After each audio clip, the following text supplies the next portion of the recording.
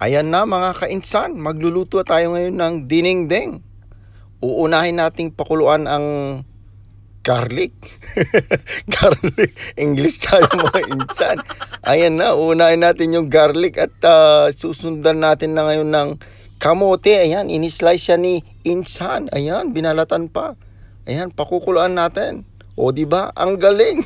Biglang kumulo agad. Ayan na, pakukuluan natin ngayon. Yung kamote, ayan na.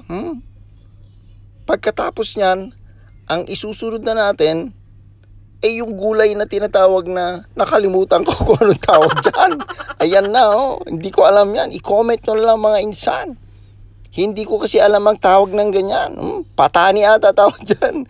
Pero yan ata yung tawag doon. Ayan. Yan, pakukuluan lang natin yan. Ayan, biglang kumulo agad. Ang galing talaga ni insan ko. Ayan, ang bilis, kumulo agad. Ayan, pinakuluan ngayon yung garlic, yung kamote, at yung patani. Ayan na, isusunod na natin yung mga lalaking hipon. Ayan, mga lalaking hipon lahat yan. Bakit lalaki? Kasi hipon. Kapag babae, shipon.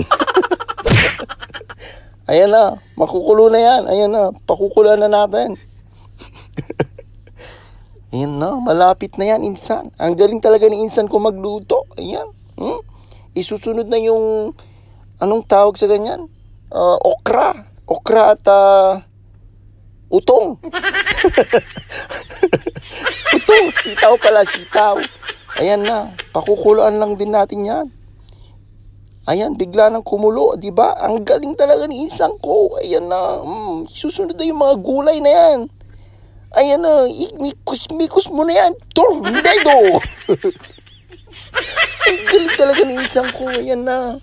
Malapit na maluto yung tinengdeng na tinatawag natin. Tinengdeng ng mga Ilocano.